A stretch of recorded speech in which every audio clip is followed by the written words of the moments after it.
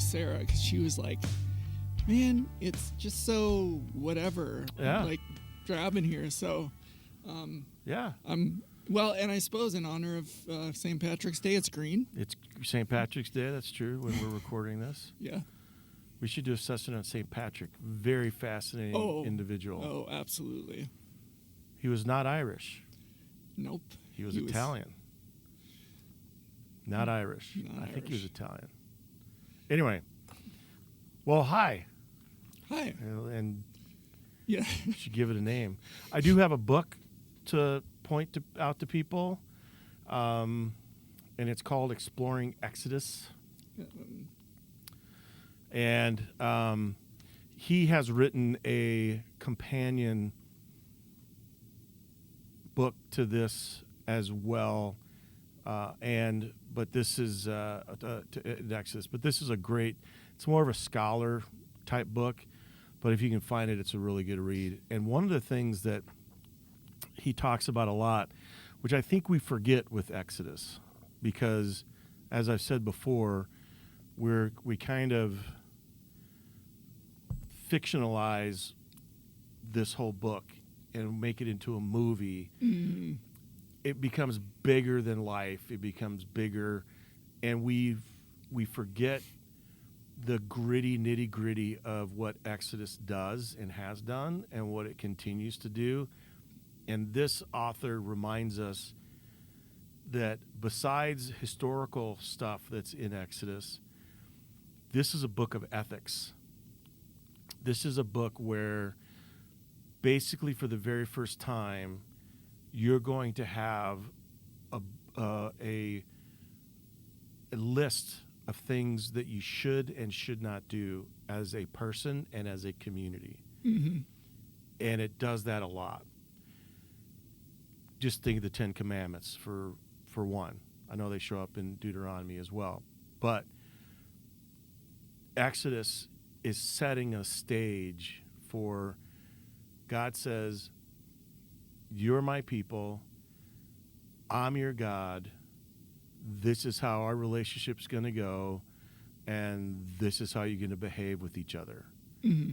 Now, we're going to get into a lot of other stuff in Leviticus, because then they take these 10 laws, and then they expand on them. Got it. So what does it mean to not steal your neighbor's donkey or whatever? Right. And Luther even takes it even further in his teaching, because it's not only don't take somebody's stuff, but it's help your neighbor keep their stuff. So it's an active. Okay. It's not just don't do something, it's do something to help your neighbor. Got it. So this is a great book that helps unpack a lot of that. And it's by Nahum M. Sarna. Nahum Sarna, yep. For those of you who listen and don't watch. Nahum Sarna. Nahum Sarna. And the name of the book is? The name of the book is Exploring Exodus, The Origins of Biblical Israel. Awesome. And it's a reprint. But it's great. And just to remember that there's ethics in here. And the way we're going to get at it today is last week we had this initial conversation with Moses and Pharaoh, like introduce. We've been introduced to Moses. We've been introduced a little bit to God. We've been introduced a little bit to these people that are being oppressed and held as captives in a foreign land, which they've been in for hundreds of years. Yep. And now we're going to get into some of the conversation that happens. I don't think we're going to run through every plague.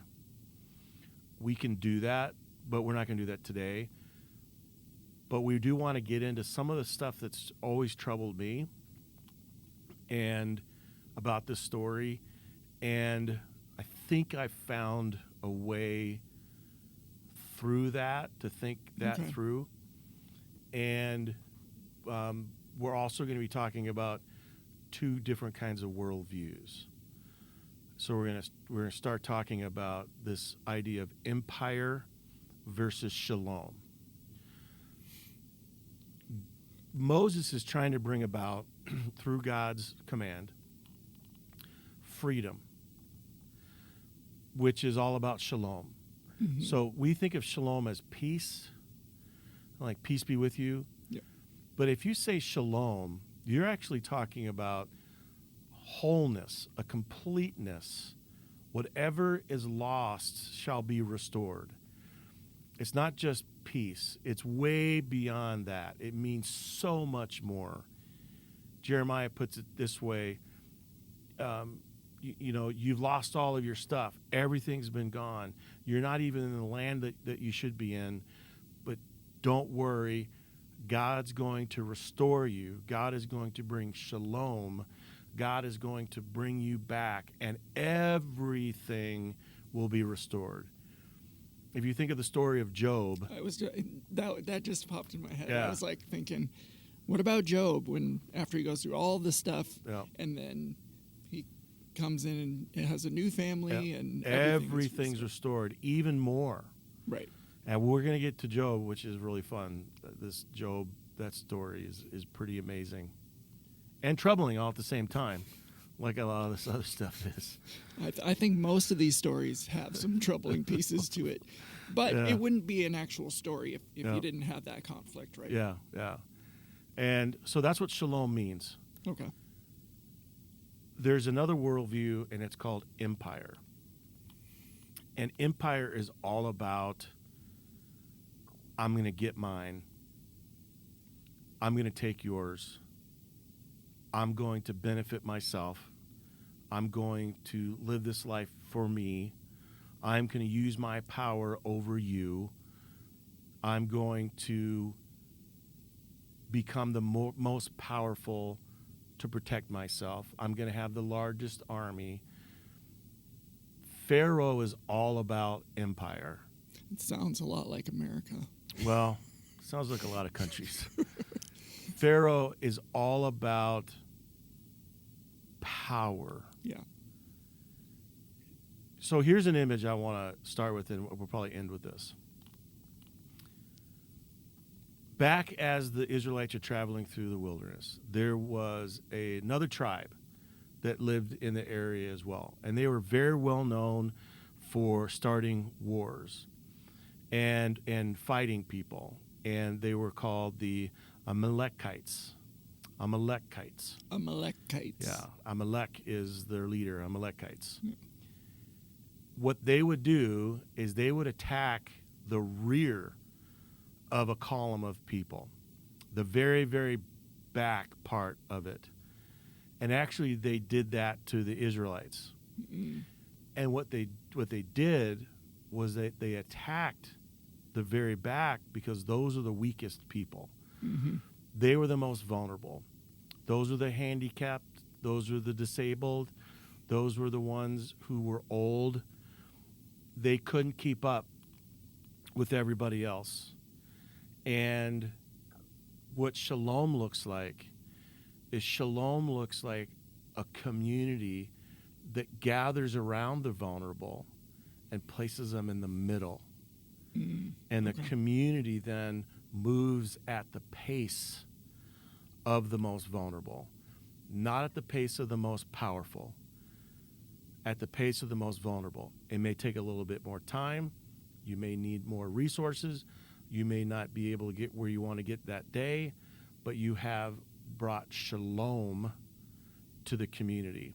Right. Because that community has surrounded the vulnerable and are moving at their pace.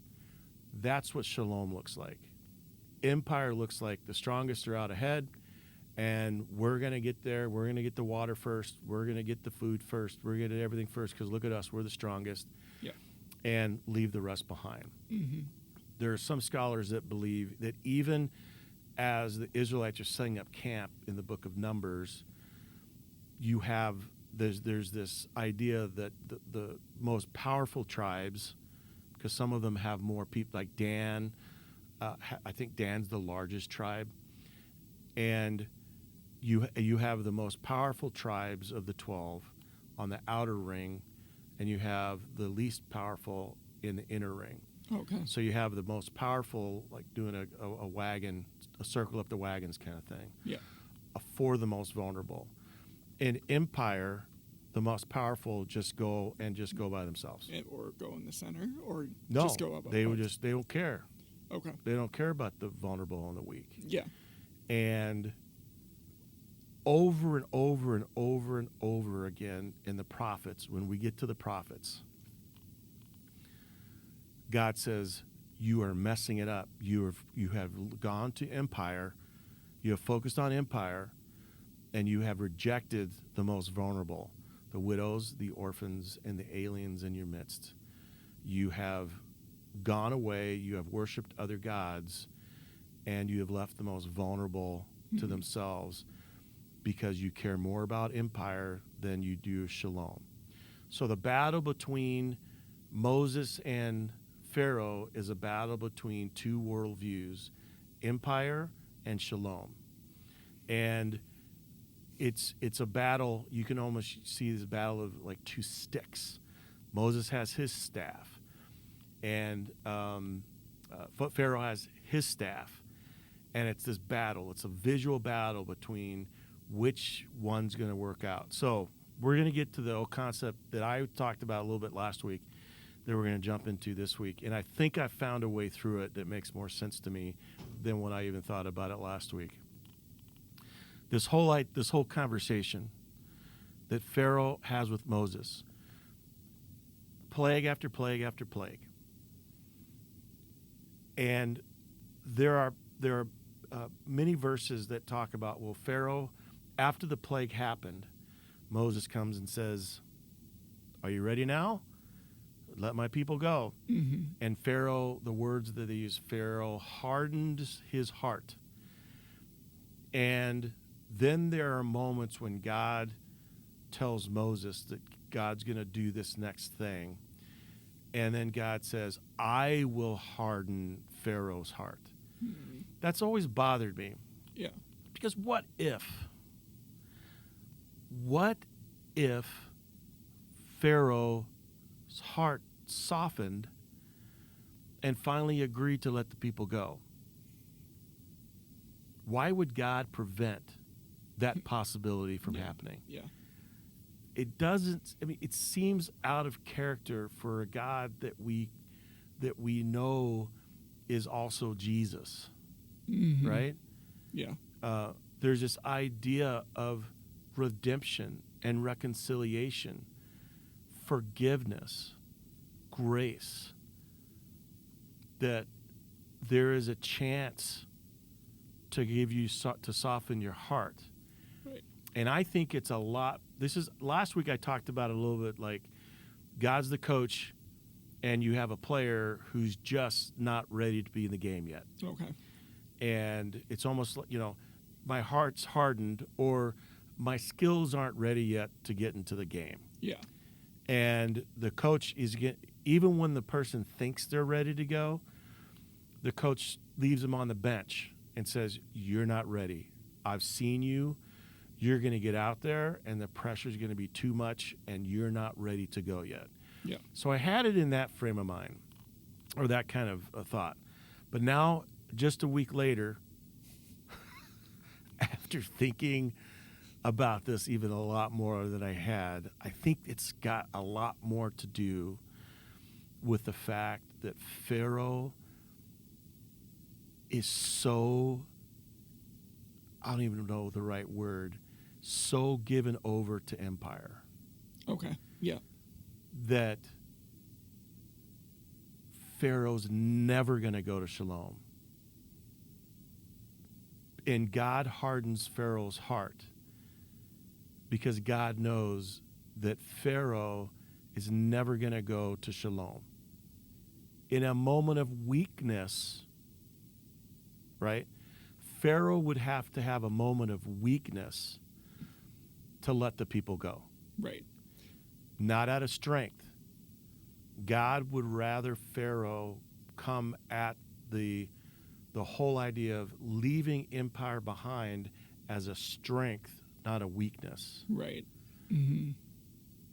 But Pharaoh thinks shalom is weakness. Right. Yeah. And we have lots of world leaders. We have lots of bosses We have lots of people in our nation and in other nations all over the world who would consider shalom to be weakness. Right. To consider the fact that we're going to structure our entire community with the most vulnerable in mind first, and we're going to move at their pace. That would be considered weakness, not strength. Right. And that's what is consuming Pharaoh.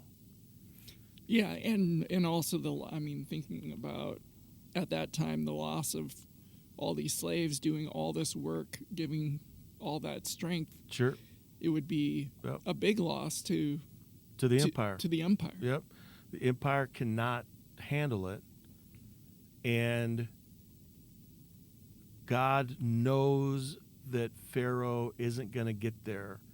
And even when Pharaoh has a moment of weakness, not a moment of strength, has a moment of weakness with the last plague, the firstborn son right. is killed. Pharaoh doesn't come out of that with a decision from a strength point. He comes out of it with a weakness. He has a weak moment. And he just, in his grief, in his weak moment, he gives up, right? But what does he do? He immediately goes back to his strength, to empire, and he sends out his soldiers to go get him back. Right. There's something in Pharaoh that will never, ever, ever get him to see the strength of shalom over the weakness of empire. Mm-hmm. It is much easier to hold people in slavery, like you were just talking about, having them do tons of work. It's much easier to organize your community around the strong ones and let the vulnerable just, fend for themselves. Mm-hmm. It's a lot easier to do that, and it helps you build your own empire, your own strength. It's much harder. It's so difficult to structure a community with the vulnerable people right in the middle. Yeah. It's almost impossible. It's so hard to do because we're so taken with empire. Right. What Moses is doing is Moses is trying to convince Pharaoh that the shalom way is the power way. Shalom way is the strength way. And Pharaoh's got it flipped. And he just can't get it in his brain that that's the way. Now, I also think that this whole conversation is God trying to get Pharaoh to not just let the people go. I think God's motive is even bigger than that. I think God could have gone to kill the firstborn from right away. Like, boom. Yeah. We're done. We're out of here. Save everybody a lot of time. Save everybody a lot of grief. We're out of here. I think God is trying to convince Pharaoh to change. Because if Pharaoh can change, the world can change. At that time in history, within the accumulated knowledge of the Israelites, Egypt was the strongest power in the world. Right. Now, they didn't know the Aztecs were doing stuff, the Mayans. They had no clue about any of that stuff. They didn't know that China and that whole part of the world were strong. They had no idea. They had no concept of what the world meant. But for them, the world was Egypt. Mm-hmm. And if you can get Egypt to see the strength of shalom, the world is going to be a very different place than a small band of nomad wanderers wandering around trying to figure it out. I think it's one of the biggest evangelical movements God has ever tried. God tries to evangelize Pharaoh. God tries to evangelize empire. And it doesn't work. Mm. Pharaoh can't get there. I think that's the same thing for all of us. And, we can point at all kinds of things in our world, but I think the biggest point is to ourselves. Can we live with shalom? Can we live in shalom and see that as strength instead of seeing empire as the strength and the power? Because even in our own circles of friends or family, to structure our lives around the most vulnerable takes our time. Yep. It takes our resources. Mm-hmm. And, would we rather be doing something else, with our time and our resources? And if we were able to be that for the world, then we were able to show how strong shalom really is. Right. That's why a lot of churches structure themselves the way they do in a lot of ways. We have mission outposts. Here at Prince of Peace, those of you that aren't members at Prince of Peace or don't connect here or have never been here, you just found this podcast, we have a sad, I would say, but robust mission. I say sad because I wish we didn't have to. I wish our culture, our community could move at the pace of the most vulnerable. Because if you're able to move at the pace of the most vulnerable, it means that they get everything that they need.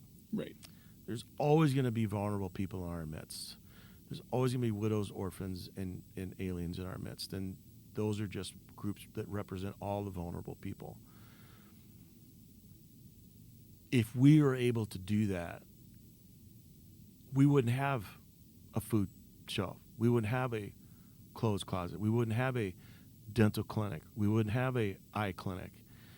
But insurance companies aren't, they're not structured to move at the pace of the most vulnerable. Right. They're not in the shalom. No, they're in the all. Money business. They're in the Right. empire business. Mm-hmm. We'll pay our CEOs and our board and, what's our bottom line? When you look at your bottom line as the driver of everything that you do, you are in the empire business. You are in I'm not taking on insurance companies. I'm just saying that's the way we've decided to structure our deal. But there are groups of people that try really, really hard to pick up and to fill those gaps. And that's one of the ways why we're structured. I would even say the heartbeat of our congregation is the opportunities that we have to respond to empire and bring shalom. Right. Now, I talked about 2 sticks. Yeah. And in a lot of the hieroglyphics of Pharaoh, he has a staff.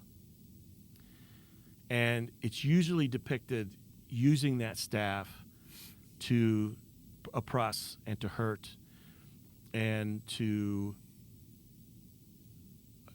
it's an image of empire. It's all about power. And then we have another staff that comes later in the story that we're not even close to yet, but it's the staff of the Good Shepherd. Mm-hmm. And what was Moses? He was a shepherd. Moses was a shepherd. He shows up with a shepherd staff, right? Yeah. And then later on, we have the image of Jesus as the Good Shepherd. And so Moses shows up with his shepherd staff against the staff of power. And you have this struggle because a shepherd's staff is all about protection. Mm. It's all about keeping them safe. Yeah. It's used against danger, and it has a hook in it.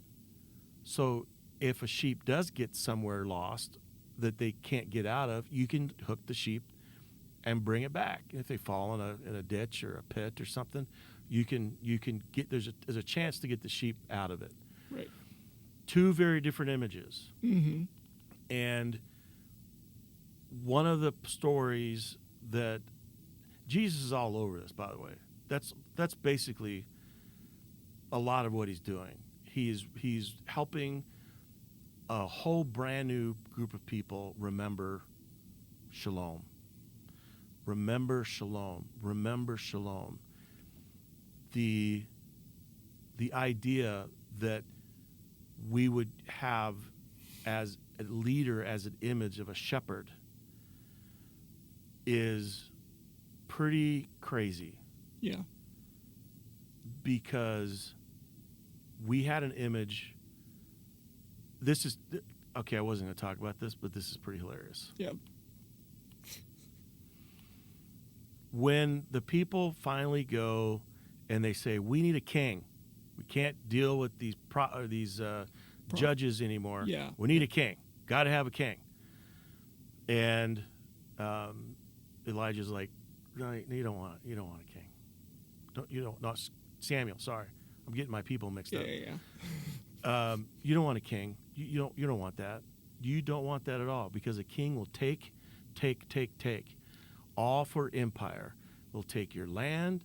They'll take your sons. They'll take your wives. They'll take your livestock. They'll take your They will take. They will take. They will do all of that. They'll take your money, and they'll take it all for empire, because a king only wants empire. So they go out and find a king. His name is Saul. Yep. Do we know anything about Saul? Do you know what he did? Do you remember? He was a herder, but he took care of donkeys. Oh, okay. So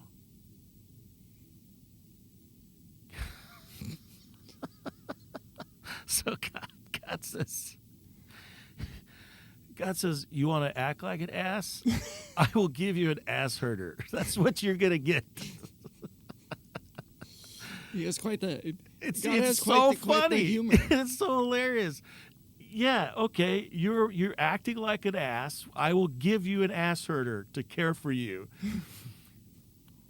Hilarious. Of course, this is a family program.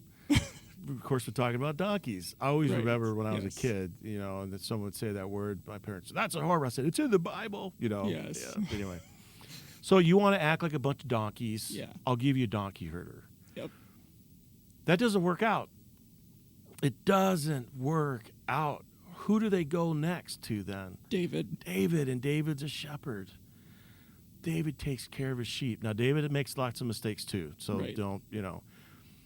But this idea of Moses as shepherd, David as shepherd, some of the other kings that come along act like shepherds. A lot of them act like donkey herders, and they get the people in trouble. But then you have this final image of Jesus as shepherd. So is there, technically, we're talking about the sort of the difference between donkey herders and shepherds, right? Do they act in a different way because of the donkeys animals? Do not. Well, this is what I would say, and I grew up in Texas in ranches, but we didn't have donkeys. Okay. So I'm sure donkeys are more trained than I think of what I'm going to say. Okay. Maybe somebody who raises donkeys should let us know. Let us know if I'm completely wrong. But every image that I've ever seen of someone working with donkeys is that they don't do what you want them to do.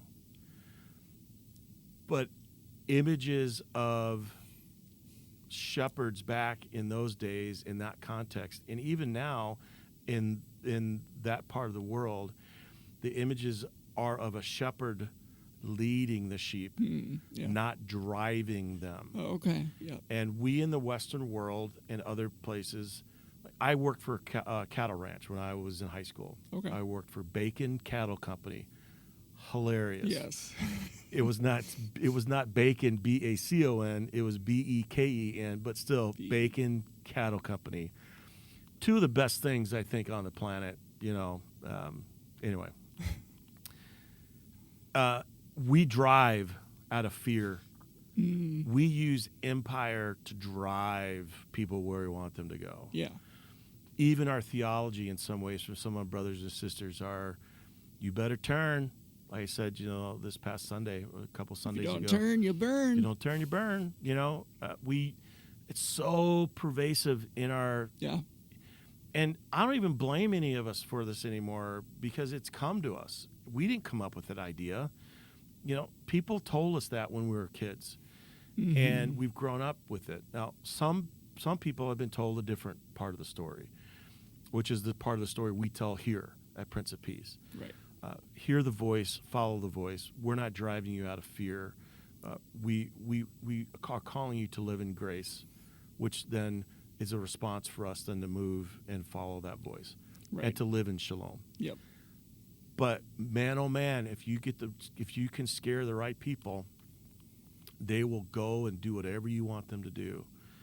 And empire, a lot of our churches are organized around empire as well. Yeah, I mean, I find, so I grew up in that type of idea, the fear-based, and they're talking about eternity, right? Yeah. Eternity is the one and only most important thing, and the thing that I've come to realize myself is talking about heaven here on earth, and what does that mean? And to me, what you're talking about, shalom, that's heaven here on earth, isn't it? Yeah. I mean, that's what I would say. And that's such a huge. Every single Sunday we do one thing. Every week, we say the same words every single week, and it's the Lord's Prayer. Yep. Let your kingdom come on earth as it is in heaven. Yeah. On earth. Right. Now. Yeah. We're not just waiting for the afterlife. We're not putting credits in the bank so that when we get to the bank or in the sky, we can go, hey, I get in. No, earth, on earth. This is now. Shalom now. Daily bread. Yep. Not eternal bread, daily bread, right? Mm. And we forget to live into that a lot of times. And the shepherd is the one that moves us forward, that brings us into that shalom. That's the staff. Mm-hmm. That's the staff that we want to follow. And Jesus is teaching that. This is such an amazing teaching when Jesus is telling the parable of the guy that's at the gate of the rich man. Yeah. And Jesus is saying part of what we don't see, and sometimes we just write off as just being political, which it's not. What we don't see in the context of that particular story is what's going on in Israel in Jesus' time. Okay. You have an empire. You have Rome, who is taking everything out of all of these nations they control, sucking all of these taxes, sucking all of the food to go to their empire. And then there's a second empire that's going on, and it's the Herodians, who are the vassal state people, the ones that are running it for Rome, supposedly the ones that are supposed to be the kings and the protectors of their people. No, they're sucking everything out. And then there's a third empire going on, which is the corrupt religious leaders who are sucking even more out of the people. So Jesus is born into this environment. Jesus is in this environment. And so there would never be in the system that God wants to have happen, a system of shalom, there would never be a young man who's laying at the gate of a rich man fighting with dogs for scraps of bread. It just wouldn't happen. They'd be back on the farm. They'd be back working with the family. The problem is that there's not enough food for the family to stay together. And so you had this exodus from the agricultural lands and systems because so much is being taken from the agricultural systems that the farmers can't keep all their kids on their property. There's not enough food for them. So typically the oldest would stay. And all the other ones had to go. And where do you go? Well, you try to find jobs. So you go into the cities. And you fall in hard times. So Jesus is describing something that everyone that's sitting around there knows what's going on. Mm-hmm. He's not bringing up something that's random like, oh, wow, that would never happen. It's happening right to them. And this guy who owns this house is so focused on empire, finest clothes, finest food, big parties, so focused on empire that he doesn't even see the vulnerable at his gate. There is absolutely no shalom. And he's fighting for breadcrumbs. And a lot of this will be a repeat for some people. But this guy is so wealthy that he's able to use bread as napkins. That's what this is. They're not getting scraps from the table. This is napkins, because they didn't have napkins. Right. I mean, that's weird to think of. They didn't have napkins. They didn't have napkins. Well, they didn't really have paper. The technology of napkins was not around. Right. So they would use bread. They're wiping their hands with this bread and throwing it out for the dogs. And there's a guy laying there fighting for the scraps with those dogs. He dies. He's got sores all over his body, by the way. It's super gross. And the story is that the dogs are licking at his sores. I mean, like this guy can't move. I mean, he's done. Right. Goes to heaven. And the other guy goes to heaven too. He dies. The rich guy goes to heaven. He doesn't go to heaven. He goes someplace else. It's not the hell we would think of, but it's someplace else. Right. And there's just an encounter where the rich man goes, hey, why can't I be where this poor guy is? And God says, well, you had a chance, right? I mean, you had a chance to care for this person. And this guy freaks out so much, like, go tell my siblings. Go back and tell my siblings that they need to focus on shalom and not empire. Okay. And the word gets back to the guy. Goes, too late. They have the chance. I mean, they have the same information everybody else has. They have the same teaching. They have the same information. They've just chosen to ignore it and focus on their own empire versus shalom. Now, the most interesting thing I think about that whole entire story is that standing with this poor, vulnerable guy is Abraham. Yeah. The dude. Like, the guy. Right. Yeah. The person that we've been talking about for, like, the last 9 months or whatever we've been in Genesis or whatever it is. We get Abraham again. Abraham comes back. Now, the question isn't whether or not rich people, are going to go to heaven or not. It's what they do with their empire-ish type stuff. Yeah. Abraham was unbelievably wealthy. Yeah. Super wealthy.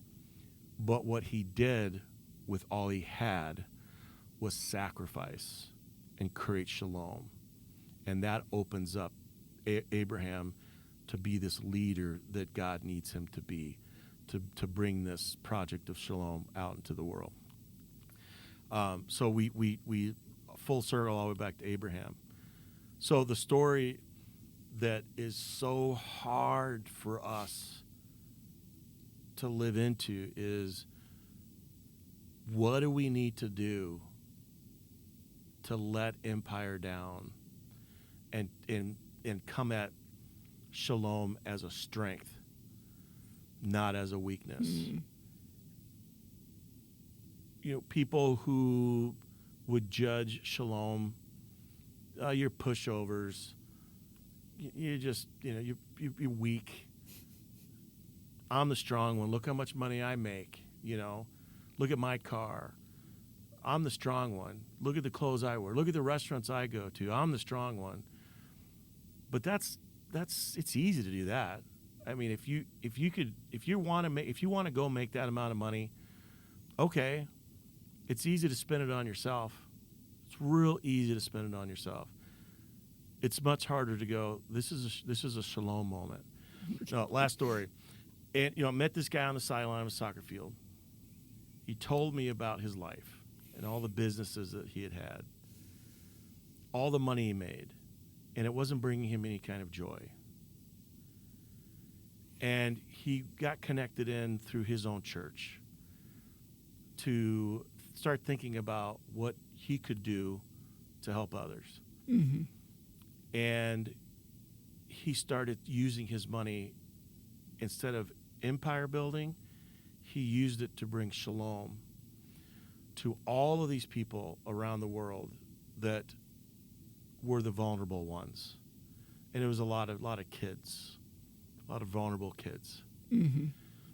And I kept thinking about how awesome this story was. And then he said to me, which I didn't say in the sermon how long ago, my wife reminded me of it because she was there too. Yeah. He looked at me with the most serious, he was telling me all these amazing things that he was doing.